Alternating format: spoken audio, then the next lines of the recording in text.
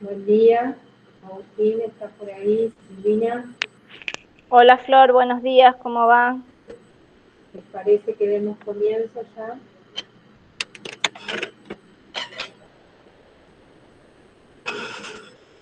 Vos avísame. Bueno, ya está grabando, así que podemos arrancar. ¿Ya arrancamos? Sí. Bueno, buen día. Agustín, ¿cómo te va? A ver si Buenos Agustín está días. listo. No sé quiénes más están, Flor. Y hoy dice está Agustín, así que dice que tiene unos problemas con la cámara. Ya se conecta. Ah, bueno, si querés, damos comienzo. Sí. Bueno, buenos días a todos y todas. Muchísimas gracias por participar en este taller que tiene que ver con malnutrición, con obesidad, eh, con alimentación saludable. Como bien saben, y si no ponerlos en conocimiento, que en el marco de la ley de los 1000 días, hoy este tema, principalmente en las personas gestantes y en los niños y niñas hasta los 3 años, es fundamental, pero también a lo largo de, de la vida de nuestros niños y niñas es fundamental. Hoy realmente empezar este curso no es un día cualquiera. Ayer se intentó tratar la ley de etiquetado frontal y bueno, no llegó a buen término, lo cual para quienes defendemos y tratamos de llevar adelante estos temas es casi fundamental. Ayer escuchaba a la doctora Norma Piazza de la SAP hablar y pedir esto fundamental para la pediatría, para la alimentación saludable, para el futuro de nuestros niños. Y realmente me quedo con un mensaje. Dijo, los adultos tenemos un mensaje contradictorio. Y la verdad que me quedé con esa frase casi terminando la disertación de la doctora Piazza, y creo que es fundamental y creo que tan importante eso, ¿no? ¿Qué mensaje es el que vamos a dar como profesionales, como equipos de salud, como madres, padres, abuelos, abuelas? Qué fundamental es eso, el mensaje que vamos a dar. Es esto tiene que ser un mensaje por la salud. Y me quedé con lo que decía la doctora Piazza también, que los pediatras están solos en el tratamiento de estos temas. Bueno, nosotros desde la dirección, desde que estoy a cargo de la misma y los profesionales que trabajan en la dirección, realmente debo decir que nos ocupamos y nos preocupamos por este tema. Realmente hay un equipo espectacular que trabaja a diario, Florencia, Agustín, Alina, el doctor Jorge, Rinaldi, que habitualmente trabajan esto y que realmente se ocupan permanentemente. Así que les doy las gracias a ellos, principalmente a ellos y a todos los que están hoy en este taller y a todos los que no están y que además diariamente trabajan estos temas, porque es fundamental para la educación de nuestros niños.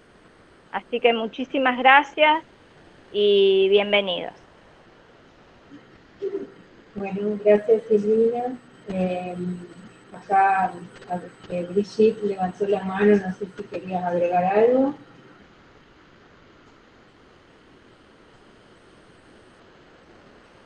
Bueno, mientras esperamos que Agustín solucione sus problemas, que es el primer disertante, vamos a explicar algunas cuestiones técnicas del curso para que puedan llevarlo adelante satisfactoriamente. Como verán, ustedes tuvieron que inscribirse en un link. Desde allí nosotros sacamos los correos para poder irles enviando toda la información sobre el curso. Es un curso virtual y dinámico, pero como ven está grabado para que después que las personas que no pudieron verlo o quieran repasar algún tema puedan hacerlo. Esto se subirá en un campus virtual que cuando terminemos con esta instancia vamos a enviarle por correo el acceso a ese campus. Todo este curso tiene un examen final que se puede realizar con lo que se va escuchando y participando en las clases.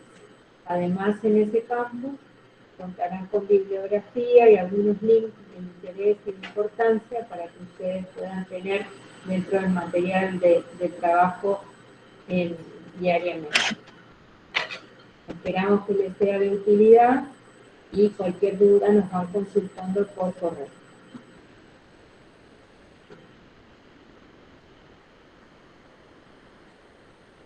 Es importante que tengan todos bien anotado el correo, porque ya tuve varios correos rebotados. Así que si conocen a alguien que no tuvo el acceso es por ese inconveniente.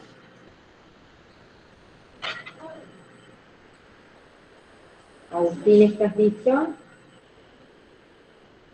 No importa si no tenés la cámara, pero vemos el audio, así ves que puedas dar la presentación.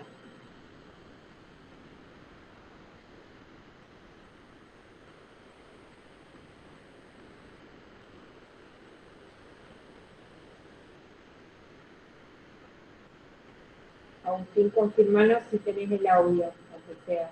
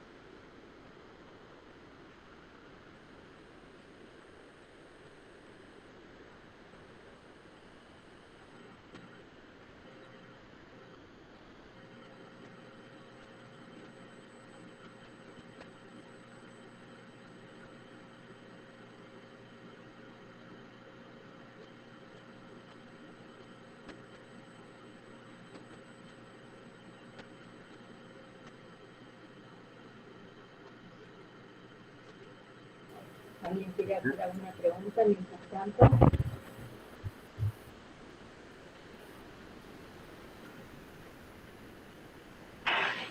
Hola. Ahora te vemos, Agustín. Sí, ¿Querés buen día. presentarte primero? Sí, ahí me escuchan, me ven bien.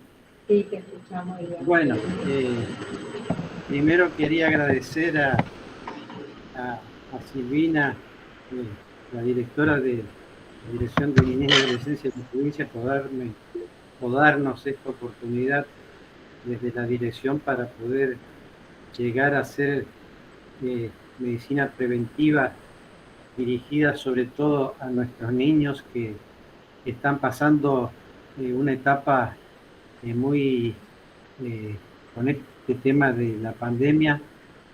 Si ya venían con obesidad, las cifras de estos 3 años, de estos 2 años, deben haber aumentado muchísimo. Bueno, quisiera agradecer también localmente a Radio Amanecer, que bueno, es una radio local que está presentando esta actividad por medio de Facebook.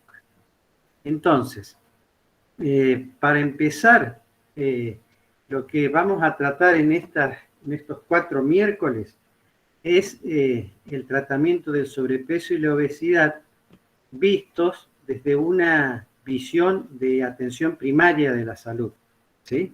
O sea, esto es totalmente preventivo para no llegar a las cifras que se están dando y que cuando nuestros niños sean adultos tengan la misma calidad de vida que pudimos tener nosotros.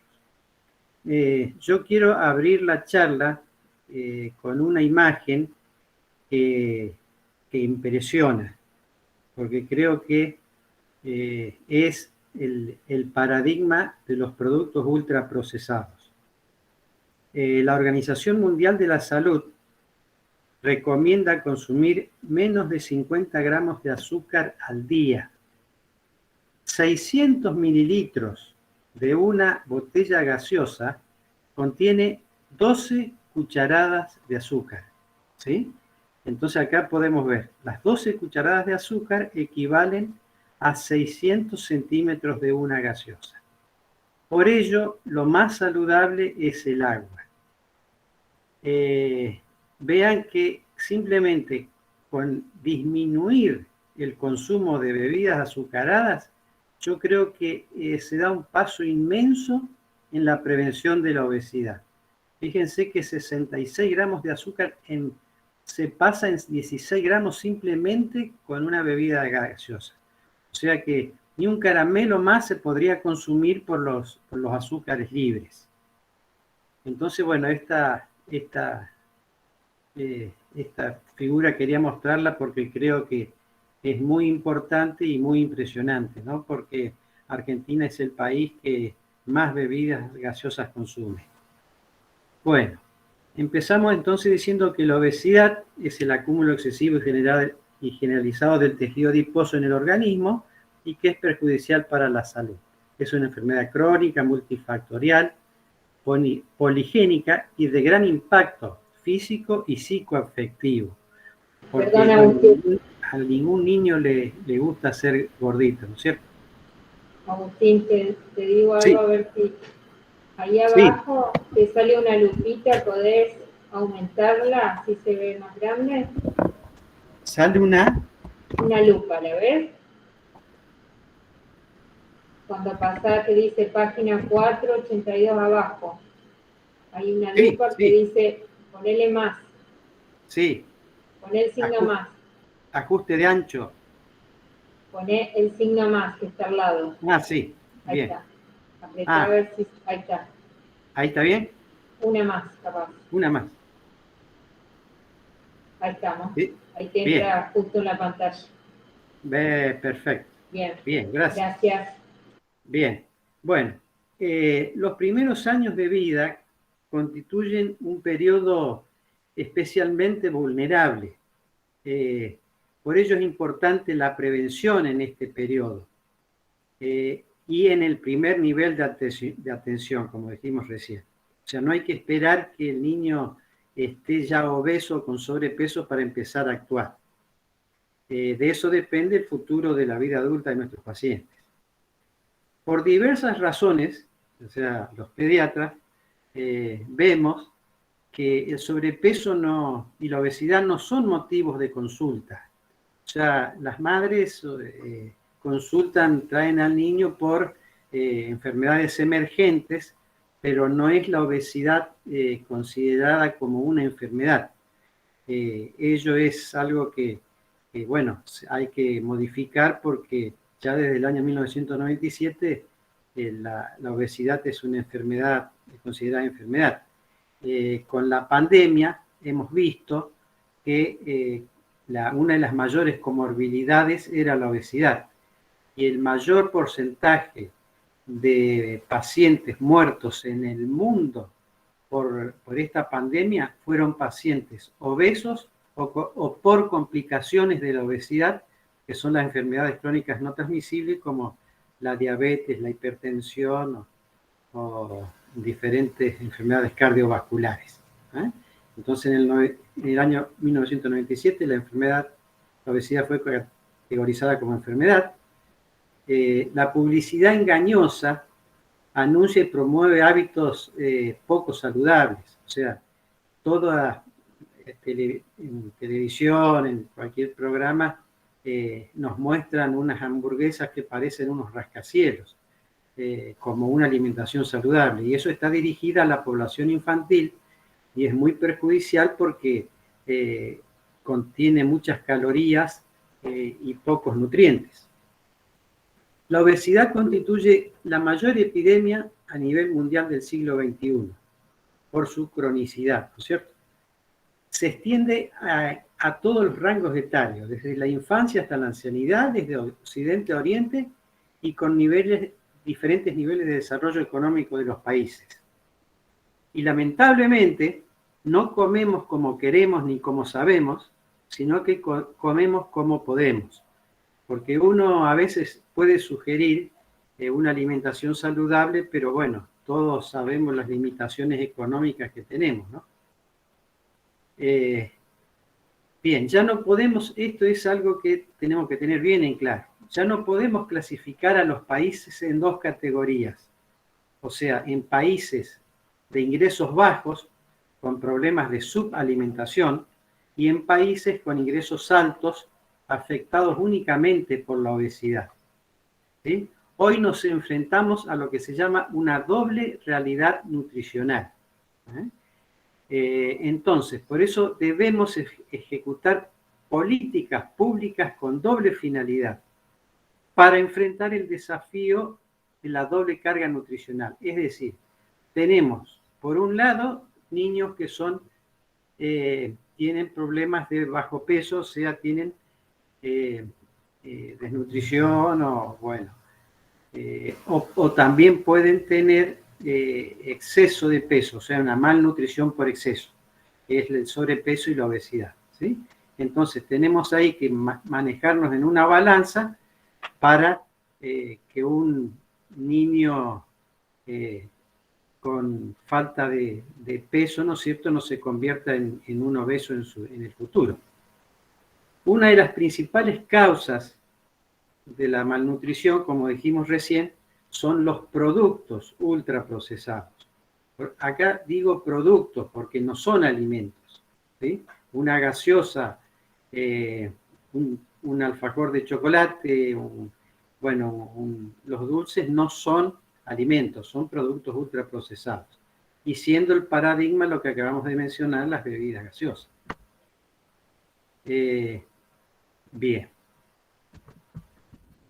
Entonces, UNICEF destaca la importancia de que el niño sea amamantado por su madre al menos los 6 primeros meses. Esa cifra en nuestro país lamentablemente es inferior. Esto se llama lactancia materna exclusiva. Entonces, para los padres que son por primera vez padres, saber que hasta los 6 meses el tema de la alimentación es muy simple, porque el niño lo único que tiene que recibir de alimentación es la leche de su madre. Y que a los 6 meses se empieza con la alimentación complementaria oportuna, que la alimentación complementaria oportuna complementa a la lactancia materna, o sea, se continúa con la lactancia materna, pero se empieza con la incorporación de alimentos, de frutas, de verduras, y esta intervención, este momento de la vida del niño, o sea, el 6º mes, es fundamental para el futuro de su vida, porque el 6º mes, lo que el niño consuma, el hábito que va a crear por consumir esa fruta, esa verdura, ese alimento saludable, el agua, lo va a tener para toda su vida. En cambio, si a un niño de 6 meses le ofrecemos una bebida azucarada en una mamadera o le ofrecemos alimentos no saludables, después va a ser difícil que pueda consumir un alimento saludable, ¿no es cierto? El entorno obesogénico es todo lo que rodea todo lo que nos rodea y nos estimula a que nos alimentemos más, ¿sí? Es el mayor problema para construir hábitos nutricionales saludables. Hay un programa que se iba a empezar en el año 2019, pero que lamentablemente por la pandemia no se pudo implementar. Era entornos escolares saludables, en el cual, bueno, en la escuela se hacía todo lo posible para que los niños tuvieran recreos activos, consumieran agua, hubiera bebederos, no hubiera kioscos, promocionaran o vendieran elementos chatarra. Entonces, bueno, se confía que en este primer nivel de atención es la llave para evitar las oportunidades perdidas. No podemos permitirnos que las cifras actuales sigan aumentando. Entonces, es indispensable desde todos los niveles de la sociedad trabajar en conjunto para realmente erradicar esto, que realmente es una tragedia para el futuro de los niños de hoy. Bien, la preferencia de los sabores dulces se aprende. Los niños tienen la preferencia por alimentos diferentes al sabor dulce se aprende. Los niños tienen cierta predisposición por los alimentos por los gustos dulces y salados, ¿sí? Por ello es importante lo que decíamos de no introducir a partir de los 6 meses esos alimentos. Bueno, ¿qué pasó? ¿Qué pasó en la humanidad? ¿Qué nos pasó? ¿Por qué llegamos a la situación actual?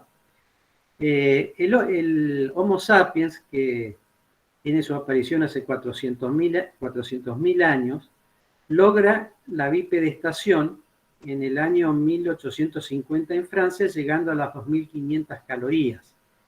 Entonces, ya en ese momento tendría que haber limitado su consumo alimentario, pero sucedió que siguió alimentándose, bueno, y terminamos en el resultado actual, el gran problema que es la obesidad. Entonces, porque hay diferentes tipos de animales que desarrollan su tejido adiposo de acuerdo a la proximidad que tengan con el alimento. Por ejemplo, los crustáceos que viven en el mar en permanente contacto con alimentos prácticamente no tienen tejido adiposo. En cambio, los osos, por ejemplo, animales que hibernan, tienen mucha grasa, acumulan mucha grasa.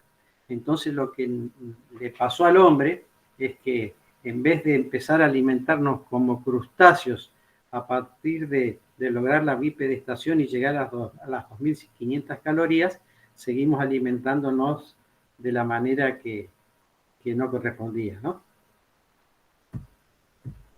Bien. Entonces, vamos a hacer un poquito de historia. ¿Por qué llegamos a la situación actual? Hoy se está viviendo en todo el mundo lo que se llama transición epidemiológica nutricional, ¿sí? En las sociedades preindustriales, rurales, del siglo XIX, por ejemplo, la alta prevalencia que había en nutrición era el bajo peso y la desnutrición y el bajo peso, ¿no es cierto? Luego, a medida que las sociedades se desarrollaron y fueron urbanizándose, el problema es ya no la desnutrición, sino la desnutrición crónica, no la desnutrición aguda. Y esta desnutrición crónica hace que el niño también se quede en talla, ¿sí? En la época preindustrial, la desnutrición aguda se caracterizaba por nada más que la disminución del peso. Cuando ya tenemos la desnutrición crónica, el peso se queda la talla también se queda para compensar ese déficit de peso. Entonces hay niños que tienen déficit de peso y tienen déficit de talla y aparentemente uno los mira y parece que están bien nutridos, pero no, tienen bajo peso y tienen baja talla. Bien, y en las sociedades industriales actuales, la gente, los pacientes, los seres humanos, ya el problema que se tenía en la época preindustrial no son las infecciones, sino son las enfermedades crónicas no transmisibles, por la alta prevalencia de obesidad. ¿sí? O sea, la obesidad no es simplemente una cuestión estética. La alta prevalencia de obesidad va asociado a diabetes, hipertensión, diferentes tipos de cánceres.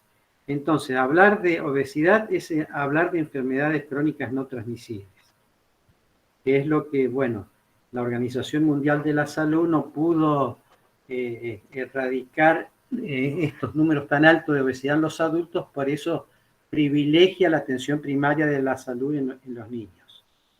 Bien, podríamos decir que hay 3 etapas en la vida en el cual el niño puede aumentar mucho de peso, aumenta mucho su tejido adiposo, eso es fisiológicamente, que es la infancia temprana, lo que hablábamos recién, los 1000 días, ¿no es cierto?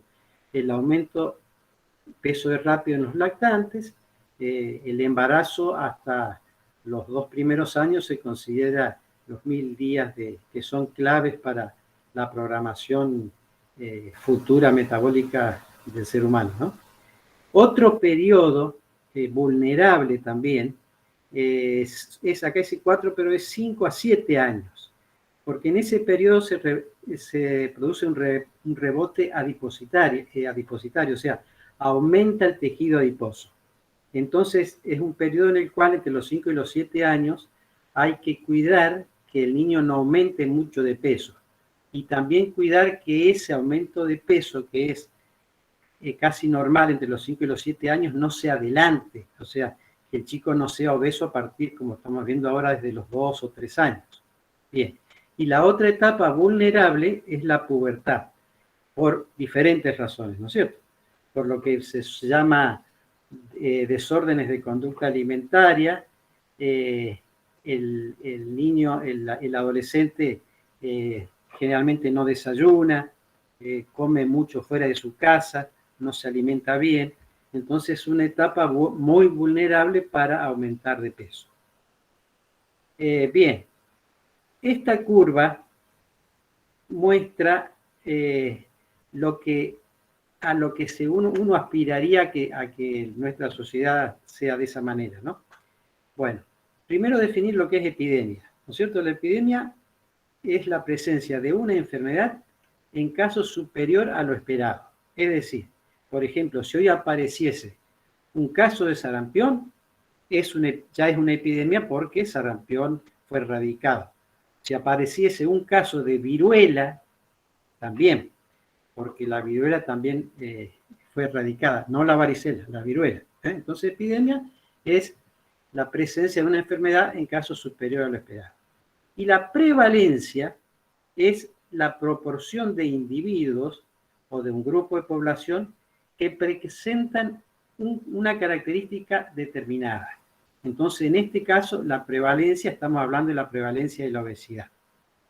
Esta curva demuestra que solamente menos del 2,3% de la población tendría que ser desnutrida, es decir, tener déficit nutricional, ¿no es cierto? Alteración nutricional por déficit.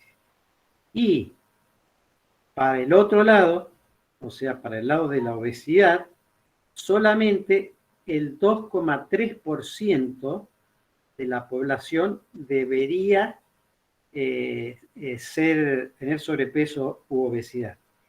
Y ahora vamos a ver lo lejos que estamos de esto.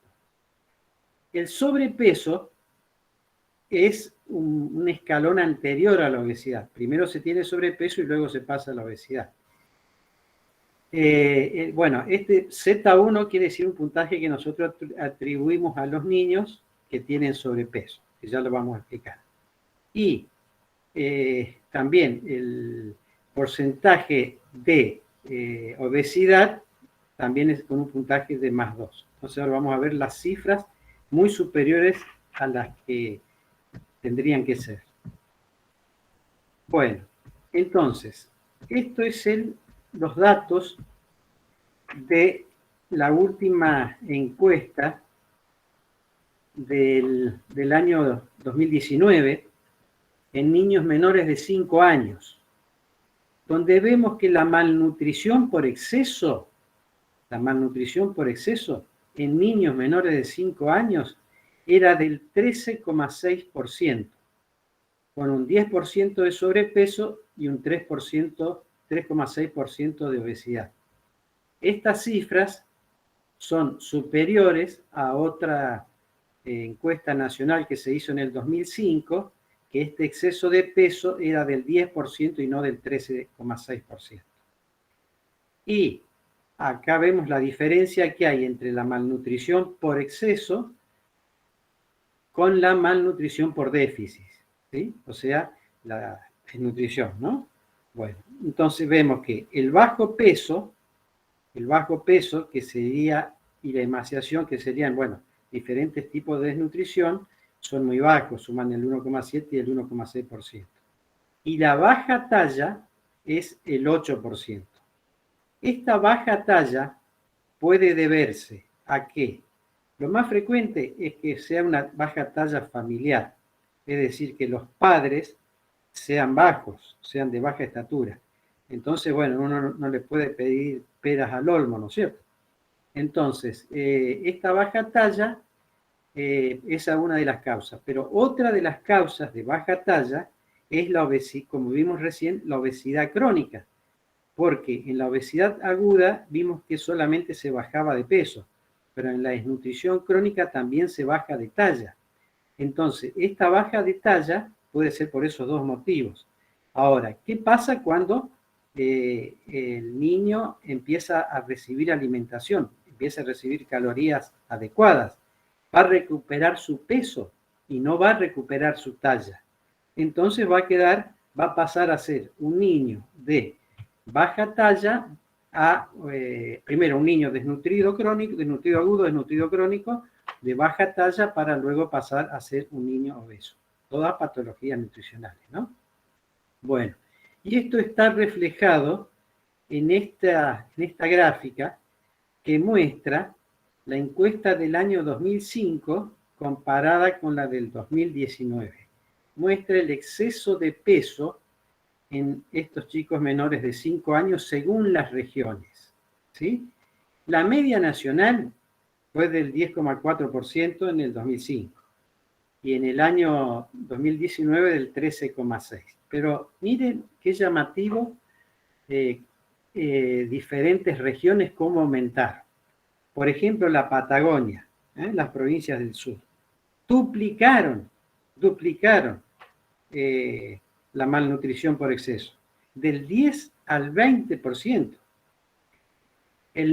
También es llamativo el noroeste, las provincias de Jujuy, Salta, Catamarca, La Rioja, también prácticamente de 7,4 a 14,9.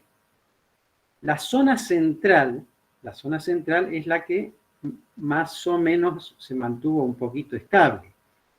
Nosotros, la Bota, estamos, bueno, estamos considerados de la zona central, en la zona, bueno, quizás más limitando con la provincia de Córdoba, porque en nuestro norte provincial las cifras pueden ser diferentes porque estamos más cerca del noreste, ¿no? Vean acá el noreste, ¿no?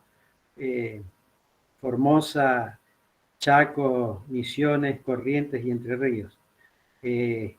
¿Cómo aumentó? Casi se duplicó. Entonces, bueno, este color amarillo no es tan amarillo como se puede ver. Bien.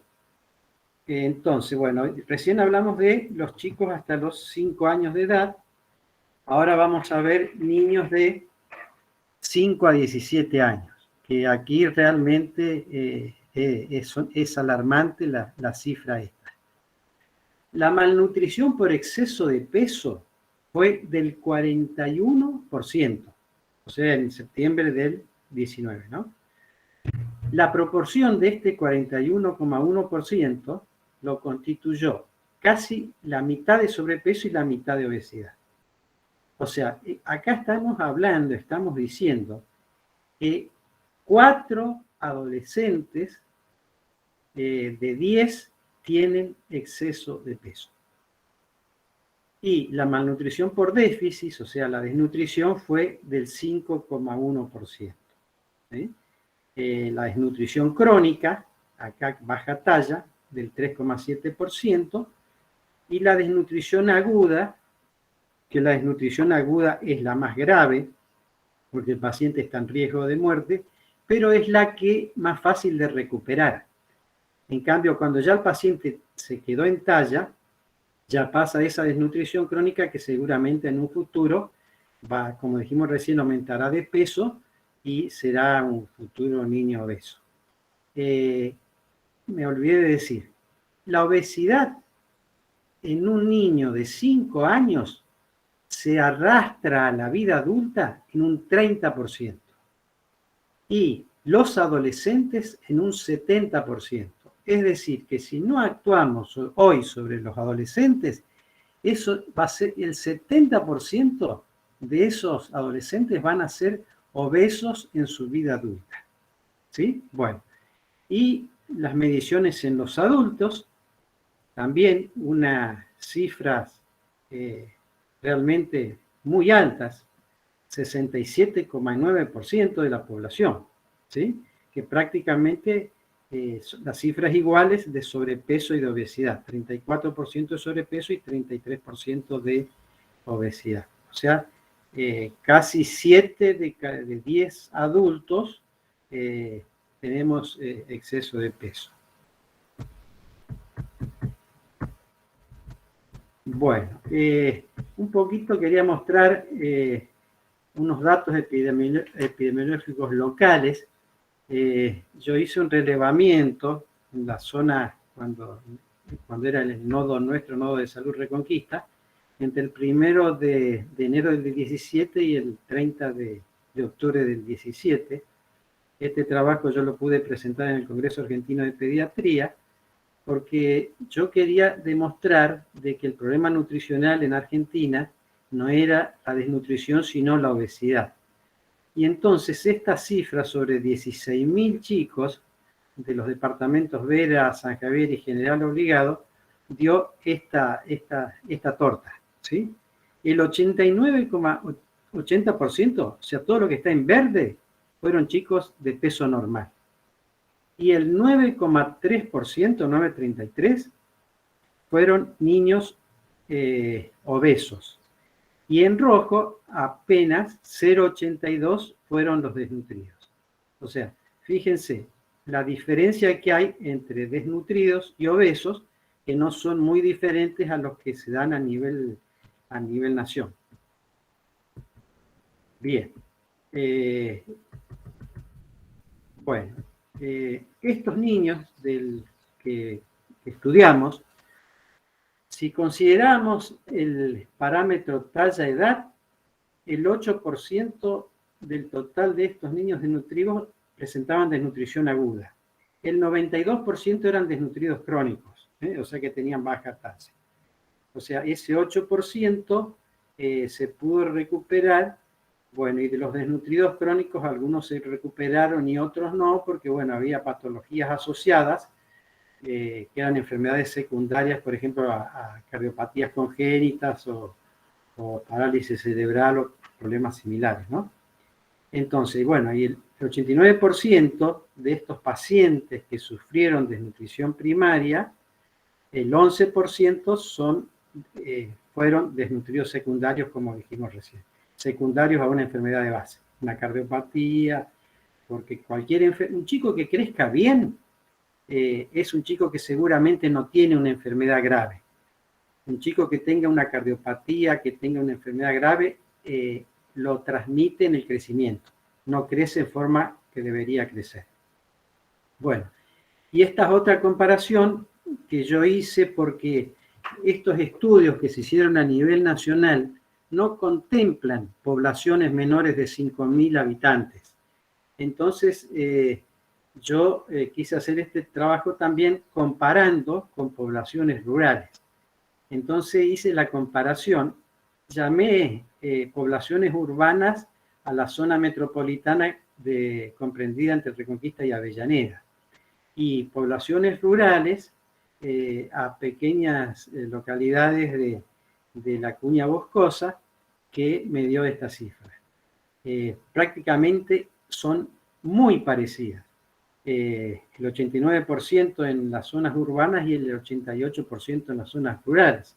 O sea que la mala alimentación no es exclusiva de la urbanización, ¿sí? Y la inactividad, al igual que la inactividad física. Bueno, y las cifras de obesidad también, fíjese que en las zonas rurales hasta fue un poquito superior, prácticamente igual, ¿no? Menos de un punto. Y la desnutrición también, 0,8 a 1%, o sea, muy inferior a las cifras de la obesidad. Bien, hasta acá vamos bien. ¿Surge alguna pregunta?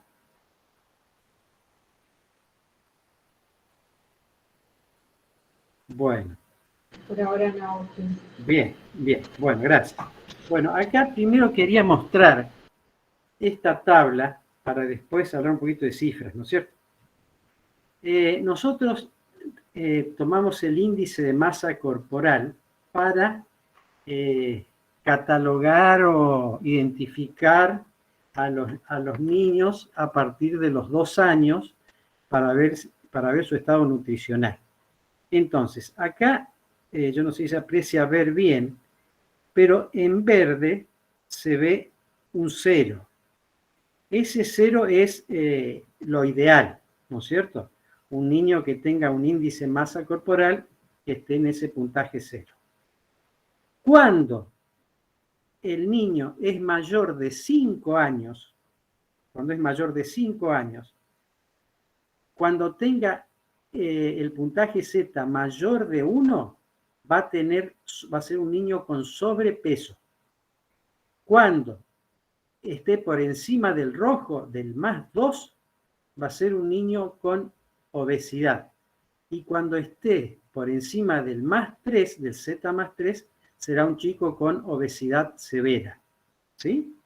Y a la inversa, o sea, los déficits de nutrición, se considera -2 al chico desnutrido y -3 desnutrido grave. Bien, este es un ejemplo de niñas, bueno, que se mantiene el color, parece característico, que identificaba a las niñas. Bien, y acá, esto quería mostrar un ejemplo, ¿sí? O sea, cómo el sistema informático de la provincia de Santa Fe tiene incorporado un sistema que se llama Juantro. Ese programa Juantro también se lo puede bajar y es muy importante porque nos marca directamente el puntaje Z. Uno pone las mediciones, el peso y la talla del niño y este programa Juantro de la Organización Mundial de la Salud marca en qué lugar se encuentra ubicado el chico, ¿no? El niño. Fíjense en esto que fue fotografía porque no lo pude hacer de otra manera. Fíjense, acá hay un ejemplo de un niño que cae en la mediana, porque su peso y su talla, su índice de masa corporal, coincidió con la mediana, a los 5 años, ¿sí? Bueno, dijimos sí. Para agregar que el programa que vos mencionas está en el CICAP, o sea que cualquiera que haga el control de salud en el centro de salud, carga los datos y ya se forma la curva de crecimiento. Claro, claro. El sistema de salud, en los centros de salud se cargan estos datos que llega, por ejemplo, si el niño tiene déficit de peso, llega un informe, por ejemplo, yo acá de la zona nuestra recibo informes de alerta bajo peso, es decir, si este punto estuviese debajo del -2, se trataría de un niño desnutrido. Entonces uno tiene que estudiarlo y ver por qué el chico se desnutrió. En Rosario, tengo entendido que también ya están aplicando el alerta alto peso, es decir, o alerta obesidad. alerta obesidad. O sea, un niño que ya esté por encima del +2, ya es obeso, entonces, bueno, también hay que trabajar sobre esa familia, de ese chico, ¿no? Bien, entonces vimos este ejemplo de este chico de 5 años. Dijimos que los 5 años a 7 años es una edad vulnerable. Entonces, este mismo chico siguió creciendo y fíjense cómo aumentó de peso. O sea, la curva que marcó, la tendencia que marcó el programa Juantro. O sea, uno al ver la primera diapositiva de recién, vimos una foto nada más. O sea, vimos el peso del índice de masa corporal de un niño en un momento determinado. Acá estamos viendo la película, parte de la película, ¿sí? ¿Qué pasó en esa película entre los 5 y los 7 años? Entonces vemos que esta tendencia, si se mantiene esta tendencia, bueno, tenemos que revertirla, ¿sí? Y bueno, y los pilares de revertir esta tendencia es la alimentación saludable y la actividad física, ¿sí? Pero bueno, eso quería mostrarles la importancia de utilizar estas curvas, que también médicos, pediatras, lo pueden usar en su consultorio privado, ¿no? Bien. Bien, entonces, bueno, acá rápidamente indicar cuáles son los parámetros que se utilizan para catalogar a los niños de buen peso o no. El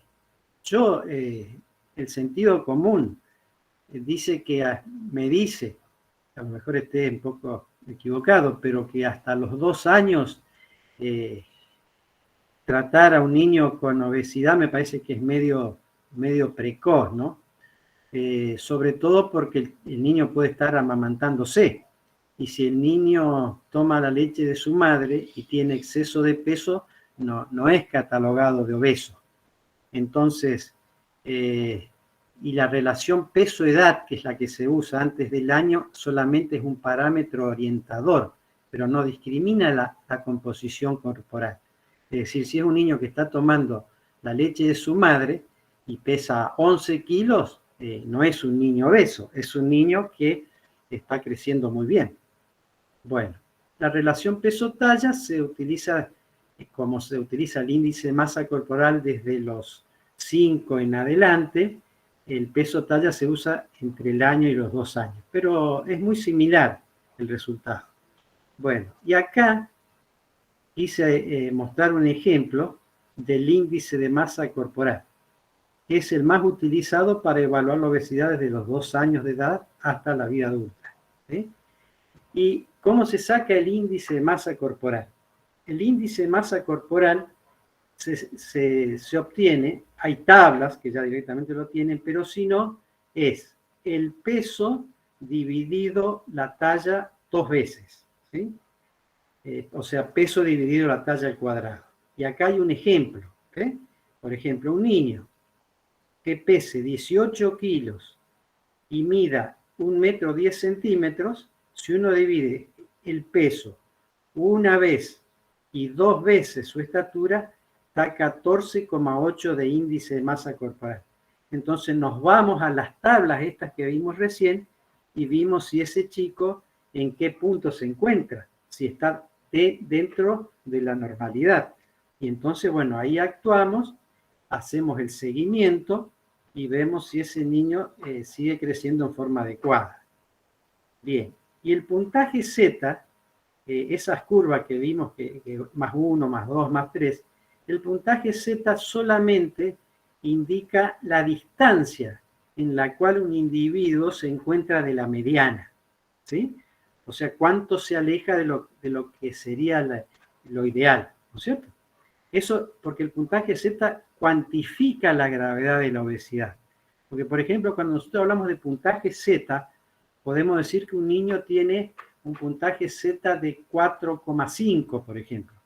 Pero si hablamos de índice de masa corporal, lo único que podemos decir tiene un índice de masa corporal de más de 97, pero no podemos cuantificarla. Entonces, por eso es importante el índice del puntaje Z. Bien. Bueno, entonces, bueno, esto es lo que explicaba recién, lo mostré en la diapositiva con la fotografía, ¿no? Con el dibujo, pero es lo que dijimos recién, puntaje Z, más de 2 más de 3 es sobrepeso, el índice masa corporal también. Bueno, bueno, esto es muy importante. La evaluación antropométrica en todos los casos debe incluir la relación talla, edad y velocidad de crecimiento en peso y talla, ¿sí? ¿Por qué? Porque como vimos recién, un niño puede tener un índice de masa corporal y uno dice, un índice de masa corporal normal, y dice, bueno, está bien, pero si tiene déficit de talla, quiere decir que es un desnutrido crónico, porque el chico se quedó en peso y se quedó en talla. Entonces, ese índice de masa corporal aisladamente nos aproxima, pero no nos define si realmente es un chico obeso o desnutrido. Para ello tenemos que ver la talla con la edad, cuánto mide el chico. Y la velocidad de crecimiento en peso y talla, que es lo que vimos recién. O sea, ver toda la película y no solamente la fotografía. Bien. Bueno. Acá está, bueno, lo que acabamos de decir, ¿no es cierto? Lo repetimos para aclarar bien el tema, ¿sí? Sobrepeso por malnutrición por exceso en niños de 5 a 19 años, más 1 sobrepeso, más 2, entre más 2 y más 3, ¿no es cierto? Obesidad, y encima de más 3, obesidad severa. Menos de 2, desnutrido o malnutrición por déficit, y menos 3, malnutrición severa, ¿no es cierto? Bueno, y esta, bueno, también es para ver lo mismo, ¿no es cierto? En edades de 5 a 19 años. Lo mismo en varones, ¿no? Esta es una índice masa corporal por un lado y la edad por el otro. Bueno, entonces, acá quiero ser claro, que es una síntesis de lo de recién, porque acá hubo una variación en los últimos años. Vamos a empezar por los niños menores de 5 años. En los niños menores de 5 años, hoy se considera sobrepeso recién cuando el puntaje Z es mayor de 2 y menor de 3. ¿Sí? Si es mayor de 1 pero menor de 2, es normal. ¿Sí? Y si el puntaje Z es mayor de 3, es obesidad. ¿Sí? O sea, es diferente a partir de los 5 años. A partir de los 5 años, vean que acá ya el más 1 es el puntaje normal. Y cuando es menor de 1, ¿no? Cuando tiene el puntaje Z entre mayor de 1, acá ya es sobrepeso. Fíjense que acá, menor de 5 años, mayor de 1 no era sobrepeso, era normal. Y después, bueno, mayor de 2, obesidad, y mayor de 3, obesidad severa. Así que, bueno, estos son los puntos de corte que rápidamente quería mostrar para saber cómo uno califica o cómo los identifica a los chicos con su estado nutricional. Y bueno, esto es lo que muestra es el crecimiento mensual de un niño, porque a los pediatras nos pasa lo siguiente, ¿no? El niño viene creciendo bien, fíjense cómo acá está la edad, ¿no es cierto? Un niño entre 4 semanas y 2 meses aumenta en promedio, que el percentilo 50 está marcado en rojo, 1.196 gramos, ¿sí? Por mes. O 992, que bueno, eso es lo normal que aumenta un chico, ¿no? No aumentaría bien si caería debajo del 3, ¿sí? Si aumentara esto. Bueno, pero fíjense que cuando el chico llega al año, se aproxima al año, el aumento de peso mensual es de 200 a 91 gramos. Fíjense cómo varía, ¿sí? 10 veces menos crece de peso, ¿sí? Bueno, y acá también es casi 5 veces. Entonces, ¿qué pasa? Nosotros venimos controlando a un niño, que bueno, eso nos debe pasar a todos los pediatras. El niño viene creciendo muy bien, pero claro, entre los 10 y los 11 meses se preocupa la mamá porque ve que el chico no crece como antes. Entonces, cuando suele venir la mamá acompañada con la abuela, y bueno, con su preocupación porque el chico no tiene los cachetes gordos, entonces, bueno, se preocupa porque dice, bueno, este chico no está creciendo bien. Entonces, bueno, uno tiene que explicarle que es lo normal, que ese crecimiento es normal, que a esa edad se crezca de esa manera. Bien, y para terminar con las mediciones antropométricas, tenemos que hablar de la circunferencia de la cintura, ¿sí? La circunferencia de la cintura se debe utilizar en los niños con obesidad también para ver su evolución. Se usa también la circunferencia de la cintura como un criterio para lo que ya vamos a ver que se llama síndrome metabólico. Y se relaciona la circunferencia de la cintura con la cantidad de grasa intraabdominal, que es la patológica, y no con la subcutánea. Es decir, cuando uno mide la cintura de un niño, está midiendo la grasa que el niño tiene en sus vísceras, o sea, fundamentalmente en el hígado, ¿eh? y no la grasa que está en la piel. Si uno le hiciese, por ejemplo, una ecografía a un niño que tiene circunferencia de la cintura mayor de lo normal, esa ecografía seguramente nos va a informar hígado graso no alcohólico. Es decir, va a ser un niño que ese tejido adiposo en exceso fue a depositarse, esa grasa fue a depositarse al hígado. Entonces eso se llama, ¿cómo es? Bueno, la acumulación de grasa esteatohepatitis, ¿no es cierto? Cuando se agrega la inflamación. Bueno, y después la SAP, la Sociedad Argentina de Pediatría, sugiere el uso de la cintura mínima de Taylor. Esta cintura mínima de Taylor está medio a 1 centímetro por encima del ombligo, que ya lo vamos a ver, pero no utiliza percentilos. Por eso, para entender el síndrome metabólico, se usa la clasificación de Fernández, que toma el borde superior de la cresta ilíaca. Entonces, acá está lo que dije recién, ¿eh? Esa es la medición de la circunferencia de la cintura mínima, la de Taylor, ¿eh? Medio a 1 centímetro arriba de la cintura. Uno mide eso al niño y eso lo busca en una tabla y ve si esa medición es adecuada o no. Esta medición de la cintura es más fidedigna que el índice de masa corporal. Es decir, con 1 centímetro y un abdomen podemos saber si el niño tiene depositada en sus vísceras abdominales grasa. Bien, y la otra medición que dijimos recién es la medición de Fernández, que es el punto medio entre la cresta ilíaca y la 10ª costilla.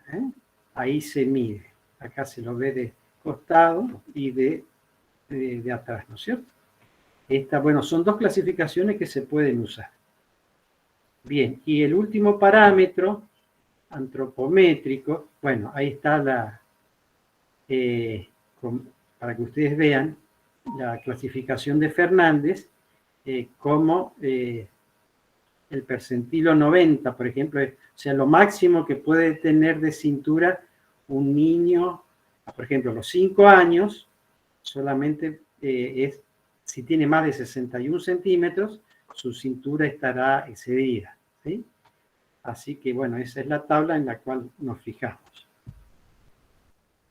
Y, bien, ¿hasta aquí alguna pregunta? ¿O seguimos con alimentación complementaria oportuna? No hay preguntas por ahora. Bueno, bien, entonces seguimos. Bueno, la alimentación complementaria oportuna, que eso, bueno, ya después lo van a tratar bien en las otras clases las nutricionistas integrantes de la Dirección de Niñez y Adolescencia, pero la alimentación complementaria oportuna se inicia con alimentos en formas de puré con cuchara. Bueno, esa es eso está cambiando ahora. Ahora lo nombramos. Actualmente se observa una tendencia creciente a ofrecer los alimentos que el niño pueda manipularlos salteando la etapa de la cuchara. O sea, esto quiero mencionar que hay un método que se está haciendo que sería la alimentación guiada por el bebé, ¿sí? O sea, no darle en la cuchara en su boca el alimento, sino que el propio lactante sea el que coma con sus manos, ¿no es cierto? Alimentos en trocitos, ¿sí? Por ejemplo, si va a comer una manzana, o sea, la manzana hervida, se la corta en bastoncitos y se lo deja en un plato para que él con sus propias manos se alimente. Eso para la saciedad de él, para, bueno, decir cuándo no quiere alimentarse más, ¿eh? Y la Organización Mundial de la Salud llama alimentación perceptiva a este modo de crianza, bueno, con padres responsables que guían al niño en el buen comer, fijan los límites, bueno, y responde a las señales de hambre y necesidad del niño. Porque muchas veces se interpreta el llanto de un niño que es por hambre, cuando muchas veces no es así. La mayoría de las veces el niño requiere de otras cariño, bueno, o sufre algún dolor por otra causa.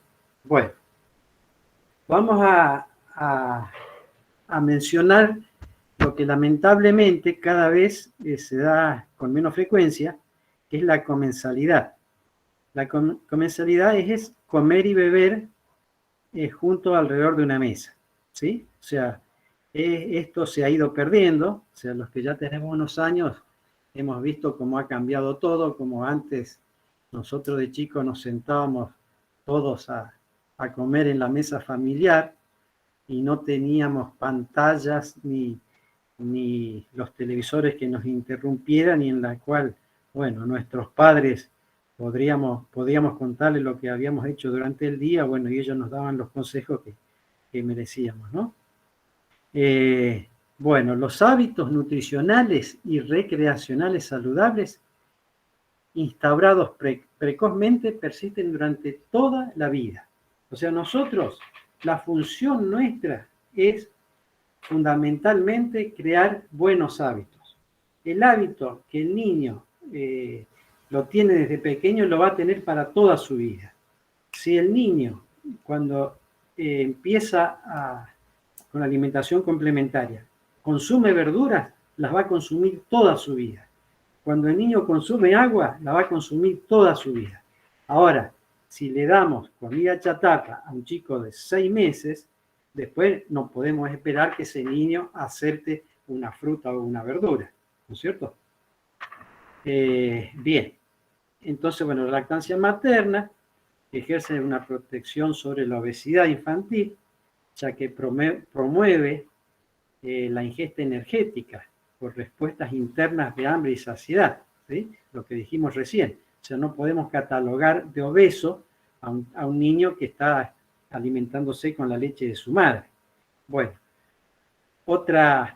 volviendo a las bebidas azucaradas, que acá está en rojo, la alarma, la ingesta de estas bebidas azucaradas, como dijimos recién, no solamente excede en azúcar libre, sino que aparte otro efecto perjudicial que tiene es que reduce la absorción de vitaminas, de hierro, de micronutrientes. O sea, aumenta el ingreso de energía, pero desplaza los alimentos nutritivos. O sea que las gaseosas no solamente nos hinchan la panza, nos llenan de calorías vacías, sino que aparte hacen que las proteínas de la carne, de la verdura, de la fruta, no se absorban como deben. ¿Sí? Entonces, que de esta capacitación nos quede reducir lo que Argentina es primera en el mundo, que es consumidora de bebidas alcohólicas, yo creo que con eso ya está justificada la capacitación. Bien, bueno, y acá rápidamente, la exposición a los diferentes sabores ya se inicia en la gestación, o sea, si una madre consume frutas, consume verduras, consume comidas saludables, el niño seguramente lo va a aceptar. Cosa contraria, si la madre no se alimenta de mala manera, bueno, no será así. Bueno, las preferencias por sabores dulces y salados son innatas, así como también el disgusto por los sabores agrios.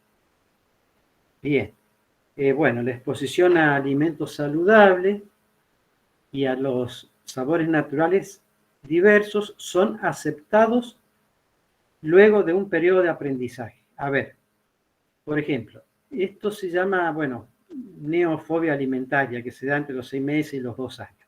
Llega a los 6 meses, el niño empieza a alimentarse. Entonces uno le ofrece banana, le ofrece manzana. Y el chico no la acepta, ¿no es cierto? No la acepta. Posiblemente no la acepte porque su madre, él no tiene incorporado ese sabor porque su madre no consumió. Pero también puede ser que, bueno, que el chico no lo acepte, ¿no es cierto? Entonces, bueno, lo que dicen, bueno, las nutricionistas, es que se debe ofrecer 8, 10 a 14 veces ese alimento antes de decir que, bueno, sí, realmente no le gusta, ¿sí? Ahora, esta insistencia en este alimento no debe ser todos los días. Es decir, si hoy le ofrecemos la manzana y no le gusta, esperemos 3 días para darle de nuevo, a los 3 días de nuevo, a los 3 días de nuevo, y bueno, si al mes no acepta la manzana, tendremos que empezar a pensar que no le gusta, ¿no?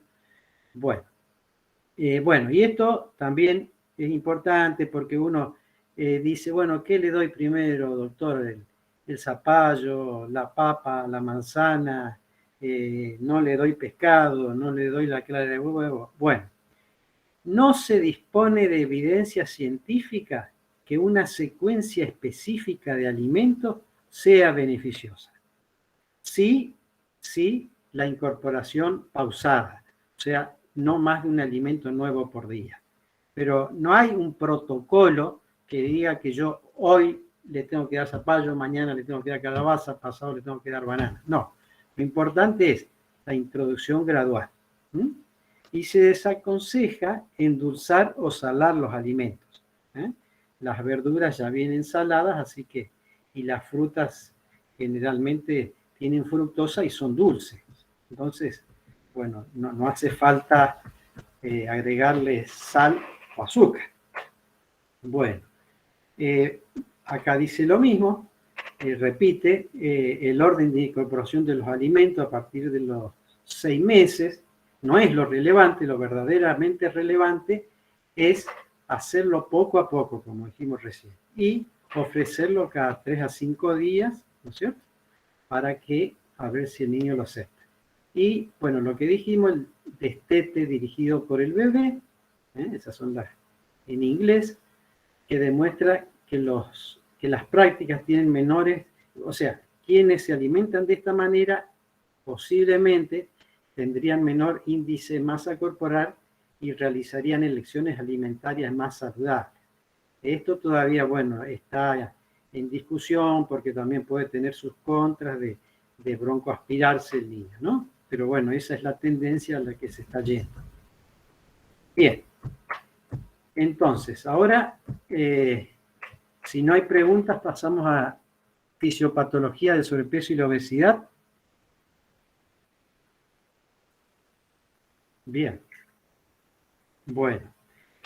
El tejido adiposo. El tejido adiposo tiene diferentes localizaciones, ¿sí?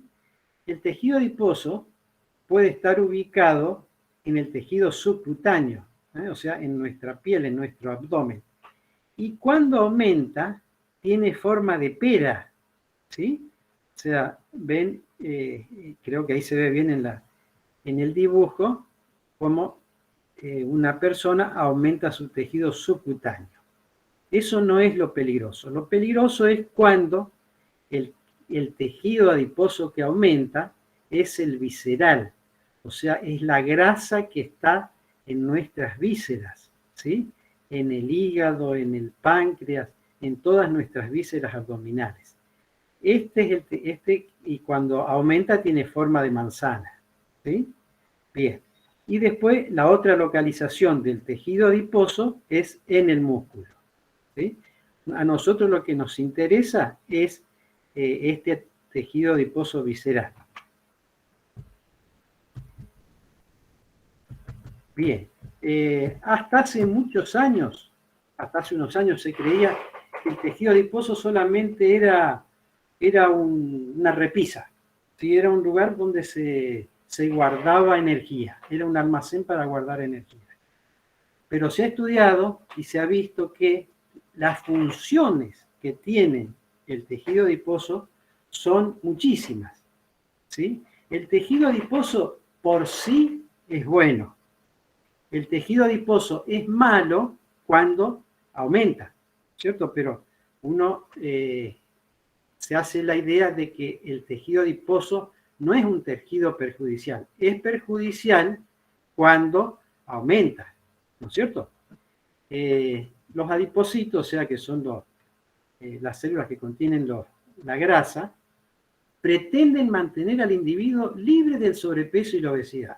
Es decir, los pobres adipocitos hacen lo que pueden. O sea, almacenan la grasa, los ácidos grasos, hasta donde llegan, hasta donde pueden, hasta donde da su capacidad. Pero llega un momento en el cual se ven superados, ¿no? Bueno, entonces, para esto, para mantener esto, el adipocito produce numerosas sustancias que son beneficiosas para que evitar la acumulación de ese tejido graso en otros lugares. O sea, el objetivo del tejido adiposo es actuar como tal.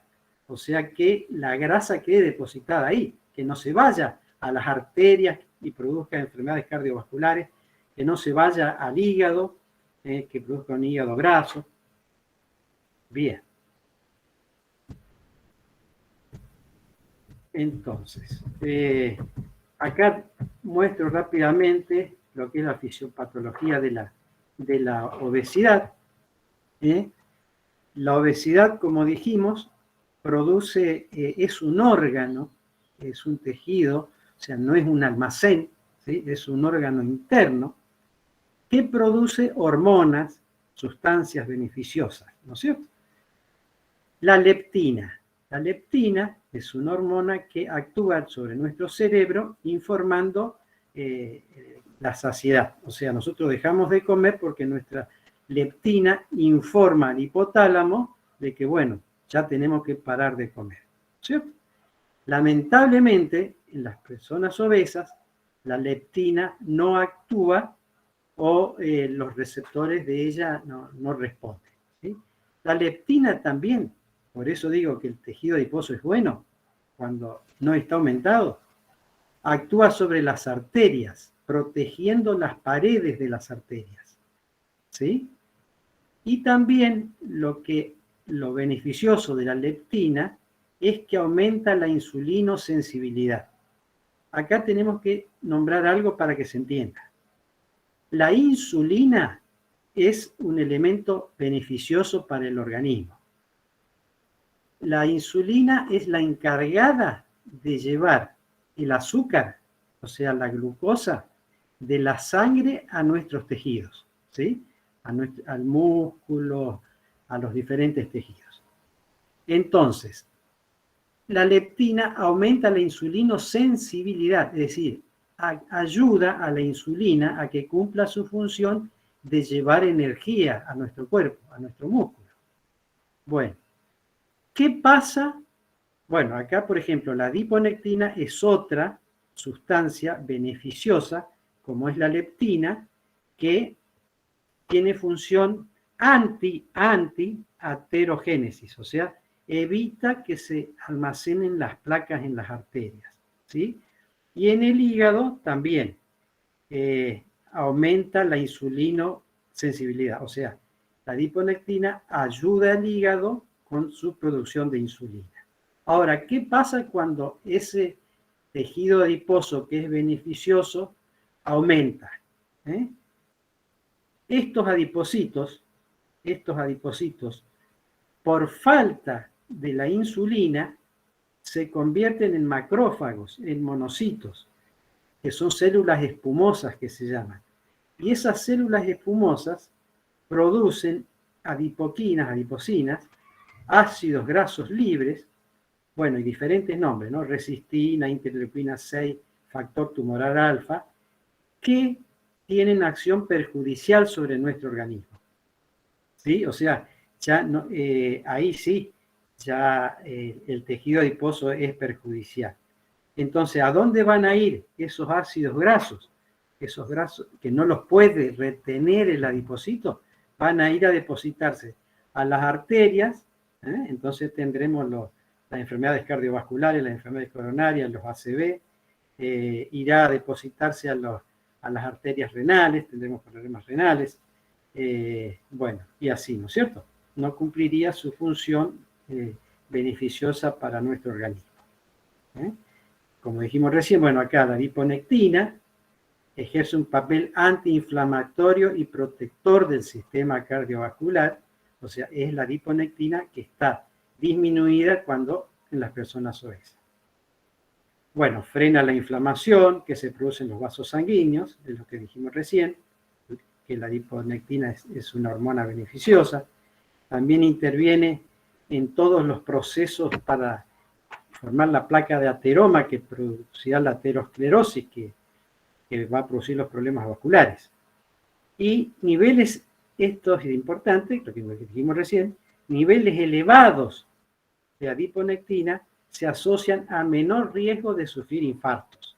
Es decir, si nosotros no somos obesos, vamos a tener más adiponectina y nuestras arterias van a estar más protegidas de las obstrucciones. Bien. Entonces, bueno, seguimos con las complicaciones del sobrepeso y la obesidad.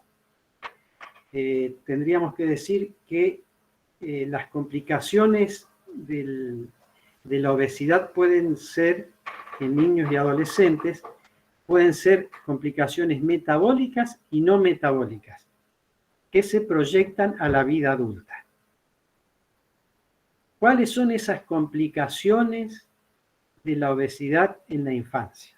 Bueno, esta figura creo que es importantísima, y es necesaria saberla, aplicarla, que la población lo sepa, no para que la población se asuste, sino para que tome las medidas necesarias para que esto no ocurra.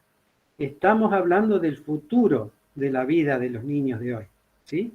Si la obesidad sigue en estas cifras alarmantes de aumento, lamentablemente los niños de hoy no van a tener una calidad de vida que deberían tener en su vida adulta. Entonces, ¿cuáles son estas complicaciones de la obesidad en la infancia? Respiratorias, ¿sí? Se ha visto que el asma bronquial está relacionado con la obesidad. No se sabe si es por una asociación genética o por si es un proceso inflamatorio, porque obesidad es inflamación y asma es inflamación. Entonces, muchas veces los niños consultan, por ejemplo, por asma bronquial y pocas veces uno le dice, mirá, sí, tenés que tomar el broncodilatador en aerosol, pero tenés que tratar de no tener sobrepeso, porque el sobrepeso puede ser predisponente o agravante de tu asma, ¿sí? Bien, y también produce otra alteración respiratoria, las apneas del sueño. Las apneas del sueño es el niño durmiendo se queda, hace pausas en su respiración, y eso se debe a la acumulación del tejido adiposo en las vías respiratorias superiores del niño.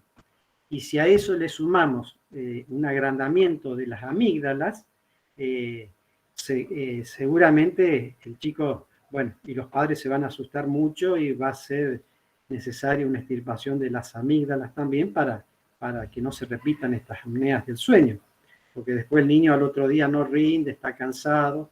Bueno, complicaciones como las que dijimos recién, la hipertensión arterial, las miocardiopatías, ¿no es cierto? Todos los problemas vasculares que produce, por lo que nombramos recién. Los problemas metabólicos que son las dislipidemias. Las dislipidemias es el aumento de los triglicéridos, o sea, el aumento de las grasas malas y la disminución de las grasas buenas, porque sí, el colesterol es uno solo, pero el colesterol va ligado a proteínas de alta o baja densidad. Entonces, cuando hay una dislipidemia, lo que aumentan son las lipoproteínas de baja densidad, que son las perjudiciales. Y la diabetes tipo 2.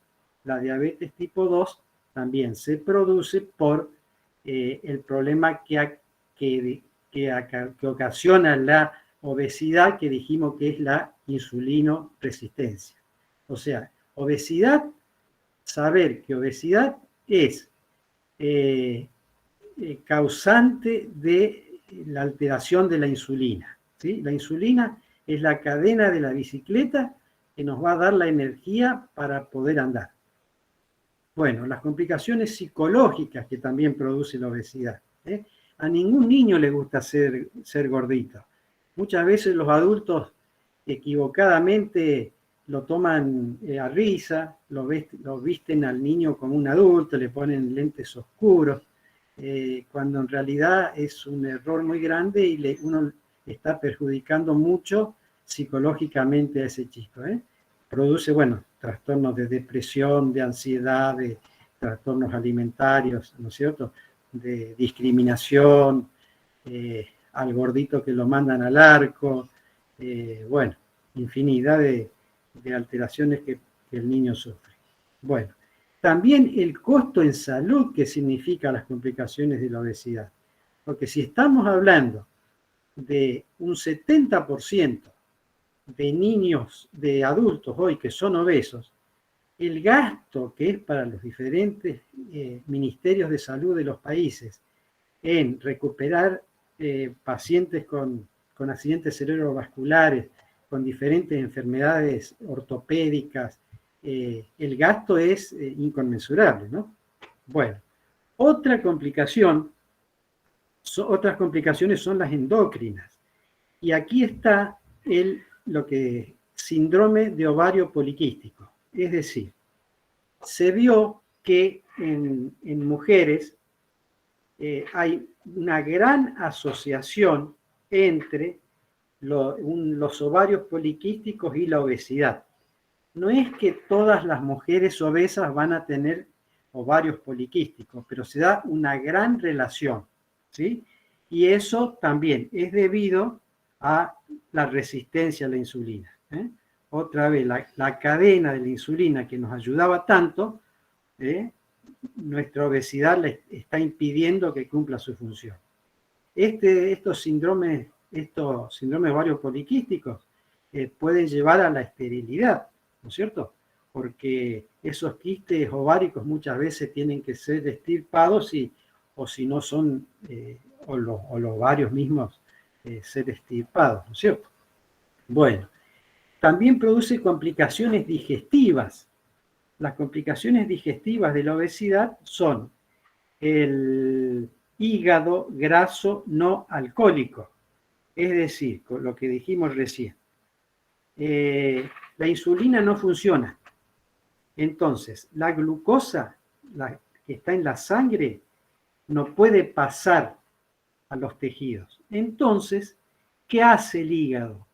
El hígado, para tratar de beneficiar al organismo, produce por la neoglucogénesis, produce más glucosa. Entonces va a seguir incrementando el pico de glucosa en sangre. Y a su vez producirá lípidos, producirá ácidos grasos. ¿Para qué? Para que esos ácidos grasos sean utilizados como energía, ya que no pueden usar la glucosa, que usen los ácidos grasos. Pero ¿qué pasa? Estos ácidos grasos son utilizados en su minoría. La mayor cantidad de esos ácidos grasos producidos, de esas grasas producidas, van a acumularse, como dijimos recién, a todos nuestros órganos endocrinos, a nuestras arterias, produciendo las enfermedades cardiovasculares, los infartos, el hígado graso no alcohólico, que el hígado graso no alcohólico primero es una acumulación de grasa, luego hay una inflamación, entonces se llama hepatitis, y que en definitiva a la larga puede llevar a una cirrosis, a un cáncer hepático, ¿no? Así que, bueno, por eso es tan importante evitar estas complicaciones. Hay también complicaciones neurológicas. Hay algo que se llama pseudotumor cerebral. O sea, hay pacientes que tienen síntomas que asemejan ser un tumor cerebral. O sea, tienen mucho dolor de cabeza progresivo durante el día. Y bueno, a veces hacen falta estudios para demostrar de que no es un tumor, ¿no? Pero eso se da mucho, o sea, chicos con mucho dolor de cabeza, y la causante de eso es, bueno, su sobrepeso, ¿no? El aumento de la presión endocranial que produce la obesidad. Bueno, y las complicaciones ortopédicas que sabemos que produce la obesidad, que son, bueno, la muerte de la necrosis de la cabeza del fémur por tener que soportar tanto peso, y bueno, y ahora la vamos viendo rápidamente, ¿no es cierto? Entonces dijimos recién, la insulinoresistencia, esto es lo que más nos perjudica, es la condición en que la insulina a concentraciones normales pierde la habilidad para promover adecuadamente la captación de glucosa, la supresión del hígado de la liberación de la glucosa y la inhibición de la producción de, estos son ácidos grasos de muy baja densidad. O sea, esto es algo nuevo que se está sabiendo, que hay un colesterol de muy baja densidad, que eso es un predictor de enfermedades cardiovasculares. Entonces, esto es lo que tenemos que evitar. Tenemos que evitar que esta insulina tenga buen funcionamiento. Bueno, la interpretación del laboratorio, rápidamente, ¿no es cierto? El colesterol no debe superar los 200, el colesterol malo no debe superar los 130, este colesterol que dijimos que es predictor de enfermedades cardiovasculares no debe superar los 145, bueno, y los triglicéridos no deben ser mayor de 100 a los 9 años ni 130 a los 19. Bueno, y el colesterol bueno, este es el colesterol unido a las proteínas de alta densidad, no debe ser menor de 40. Este colesterol tiene que estar alto, tiene que ser mayor de 40. Bien. ¿Cuál es el patrón? O sea, si uno le pide un laboratorio a un niño obeso, ¿sí? El niño va a tener este cuadro. Moderada o severa elevación de los triglicéridos y el colesterol no HDL, o sea, y el colesterol bueno, o sea, no va a tener aumentado el colesterol bueno. No va a tener ninguna o solamente una moderada elevación del colesterol malo. Lo que sí va a tener bajo es el colesterol bueno. Entonces, el predictor de enfermedad cardiovascular, este es el patrón del 40% de los adolescentes con un índice de masa corporal mayor al percentilo 95. Entonces, esto es lo habitual que uno espera encontrar en un niño con una obesidad exógena, ¿no es cierto? Si uno encuentra otros parámetros, bueno, entonces uno ya tiene que mandar a un especialista para que estudie si no tiene una dislipidemia genética u otra enfermedad, ¿no es cierto? Bueno, lo que dijimos recién, otra de las complicaciones es el hígado graso no alcohólico. Esta es la ecografía de un niño que tiene el síndrome producido por el depósito anormal de grasas.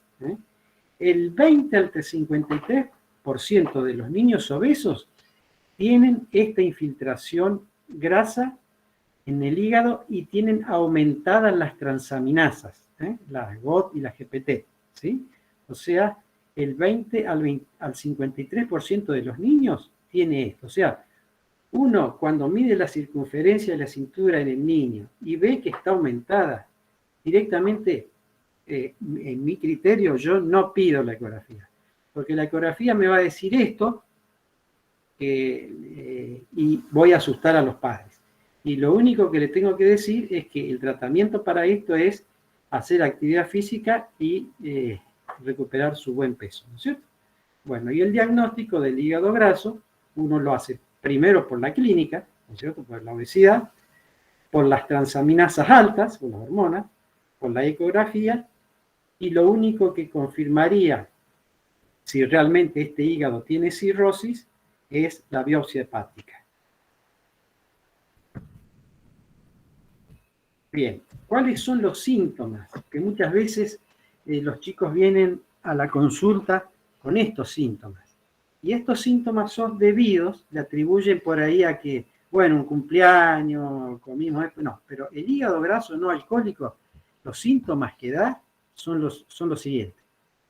La mayoría de los pacientes son asintomáticos, tienen decaimiento, sensación de plenitud, o sea, están en la panza llena, y les duele el hipocondrio derecho, o sea, les duele abajo de las costillas derechas, ¿sí? En el examen físico, uno puede contar, acantosis, que vamos a ver ahora, que es una mancha de la piel, estrías y agrandamiento del hígado. Y en el laboratorio lo que vemos, lo que dijimos recién, ¿no es cierto? El aumento de las enzimas del hígado, la dislipidemia y la hiperinsulinemia. O sea, hiperinsulinemia, uno dice, hiperinsulinemia, qué bueno, está aumentada la insulina. No, la hiperinsulinemia está aumentada porque no funciona, ¿sí? O sea, esto es perjudicial. Y bueno, hablando de insulina, no se recomienda en el primer nivel de atención dosar la insulina en los niños porque no es parámetro de seguimiento y sus valores son muy, muy dispares, ¿sí? Entonces, laboratorio no se recomienda en el primer nivel de atención pedir un nivel de insulina en los niños. Bueno, lo que dijimos recién de las complicaciones, la apnea obstructiva del sueño, que es el trastorno respiratorio caracterizado por la obstrucción de la vía aérea superior, parcial o completa, interfiere con la respiración normal y el sueño requiere una adaptación cardiorrespiratoria, ¿no es cierto? Esto altera el pasaje de aire en las vías aéreas inferiores. Bien. Bueno, ¿cuáles son, dijimos, los síntomas de la apnea obstructiva del sueño? Lo que dijimos, el ronquido, las pausas respiratorias, o sea, el niño para, hace apnea, deja de respirar, los dolores de cabeza, la enuresis, o sea, el niño se orina, disminuye el rendimiento escolar porque no duerme bien, y es respirador bucal, ¿sí? O sea, tiene voz nasal, ¿cierto? Habla con voz nasal. Bueno, el síndrome de ovario poliquístico, que dijimos que está asociado a la insulinoresistencia, ¿sí? El síndrome de ovario poliquístico que también se asocia a hirsutismo. Hirsutismo es la implantación de pelo en las mujeres en lugares que no son habituales. Por ejemplo, la patilla, que son habituales en los hombres, ¿no? Bueno, el ovario poliquístico también que lleva a la infertilidad y a la obesidad central. O sea, la obesidad central es la obesidad la peligrosa, ¿no es cierto? La que altera nuestro hígado, todos nuestros órganos internos. Bueno, y las complicaciones metabólicas, habíamos dicho que eran otra de las complicaciones que daba la obesidad. Bueno, las alteraciones dermatológicas, ¿no es cierto?, que dijimos recién. Esta es la acantosis nigricans, esa es la lesión que se suele ver, es una lesión con mucho hiperpigmentada, o sea, con color, parecen aterciopeladas. Bueno, y también se asocia a hiperinsulinemia, o sea, uno puede diagnosticar una hiperinsulinemia por una acantosis nígrica, ¿sí? También produce la alteración dermatológica y las complicaciones de la obesidad, estrías rojizas, infecciones, bueno, hiperkeratosis plantar, infecciones porque, bueno, los pliegues de la piel se juntan, entonces eso hace que se infecte. Bueno, las alteraciones ortopédicas, fíjense acá, vamos a empezar de arriba para abajo, ¿no? Acá está, se ve la necrosis de la cabeza femoral, el deslizamiento de la epífisis femoral por el sobrepeso. Esto se da generalmente alrededor de los 12 años. Seguimos bajando, ¿no es cierto?, en el cuerpo. Todo el sobrepeso va a caer sobre las rodillas, ¿no es cierto? Entonces va a producir lo que se llama rodillas encontradas o genuvalgo, ¿ve? O sea, pata de catre, ¿sí? O sea, ve cómo separa las piernas y eso lo que va a producir es el pie plano, porque el niño va a apoyar el pie en su parte interna. Y la tibia vara idiopática, que es esta fotografía. Bueno, la interpretación del laboratorio, que ya lo hemos visto. Bueno, y dijimos que la obesidad producía alteraciones metabólicas y no metabólicas. Vimos recién las alteraciones no metabólicas. Ahora vemos las alteraciones metabólicas, ¿sí? Que para esto se usa el criterio de Cook, que esto es bastante similar que en los adultos. Se deben cumplir 3 de estos 5 parámetros para que el niño sea portador de un síndrome metabólico. Son 5, ¿no es cierto?, los factores. 3, fíjense, los 3 primeros son de laboratorio, ¿sí? La glucemia mayor en ayunas mayor de 100, los triglicéridos mayor de 110 y el colesterol bueno menos de 40. ¿Sí? Y los otros dos parámetros no son de laboratorio, los tenemos que medir, ¿sí? La circunferencia de la cintura, ¿sí? Que por eso utilizamos esa tabla de Fernández que dijimos que tiene que estar por encima del percentilo 90. Y la presión arterial tomada 3 veces por encima del percentilo 90. ¿Sí? Entonces, si nosotros tenemos, un ejemplo, un niño que tenga una glucemia en ayunas de 120, triglicéridos de 115 y un colesterol de 35, es un niño que tiene ya 3 criterios de Cook, ya es un síndrome metabólico. Ya es un niño que tenemos que actuar rápidamente para evitar, enfermedades futuras, ¿no? Bueno, lo mismo que, también si la circunferencia de la cintura supera el percentilo 90 y la presión arterial también son O sea, con 3 o más criterios se hace el diagnóstico de síndrome metabólico. Bueno, ¿hablamos algo de pantalla, Florencia, o cortamos acá? ¿Alguna pregunta? ¿Alguna aporte?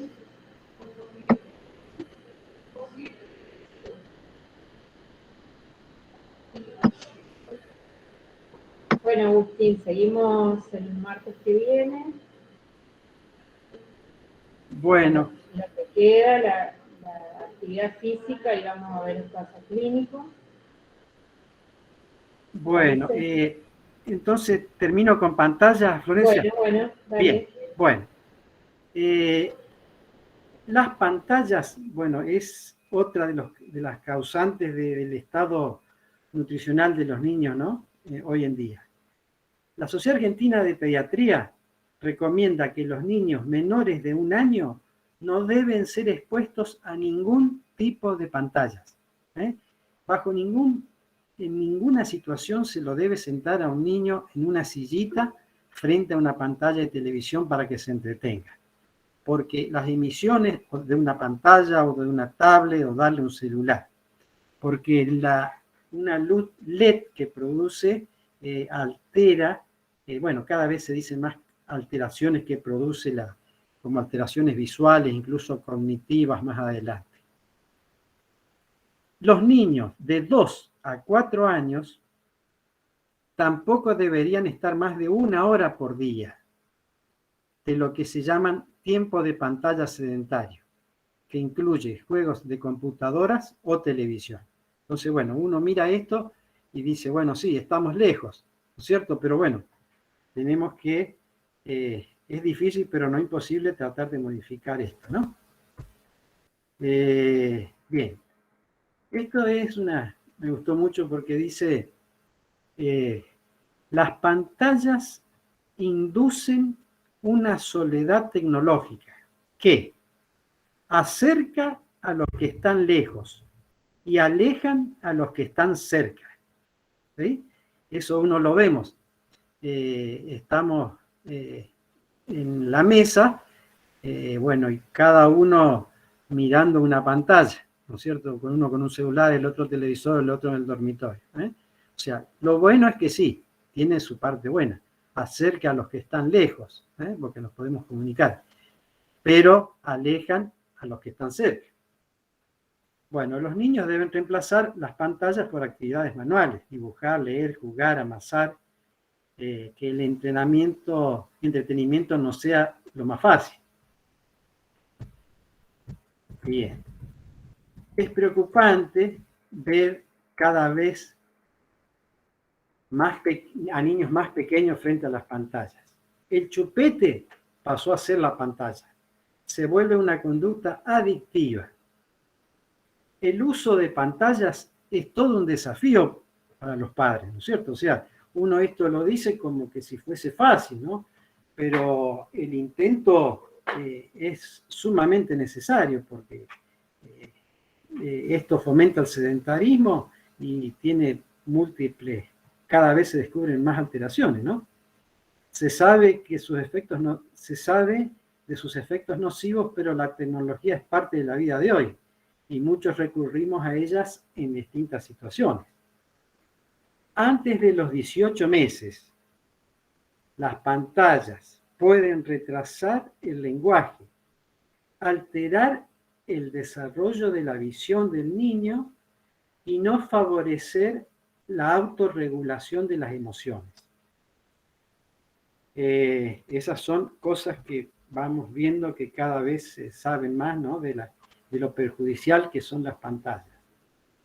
Y si uno puede recordar, bueno, lo afortunados que fuimos los que hoy somos adultos y no tuvimos estas pantallas, que realmente son muy perjudiciales. Bueno, y las pantallas no deben ser las niñeras. Esto es esquemático muy práctico, ¿no? Este niño está viendo televisión, en la computadora, en la tablet, en una actividad sedentaria, posiblemente alimentándose, no moviéndose, y bueno, es un factor predisponente para la obesidad.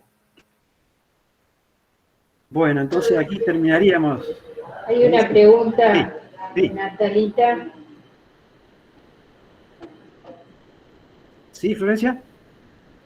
Sí, hay una pregunta. Sí. Natalita levantó la mano, no sé si podés habilitar el micrófono, Natalita, y hablar.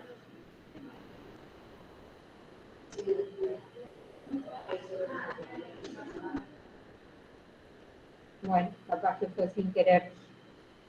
Levantó la mano, bueno.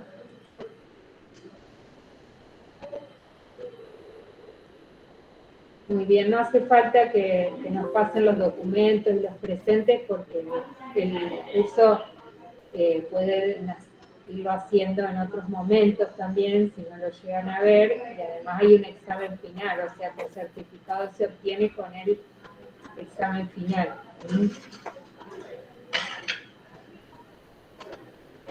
Bueno, terminamos por hoy, gracias Agustín. Gracias, Florencia. Bueno, gracias a todos. Después toda la demás información la iremos enviando por correo, así que revisen bien si sus correos están bien cargados en la inscripción. Muchas gracias. Gracias a todos.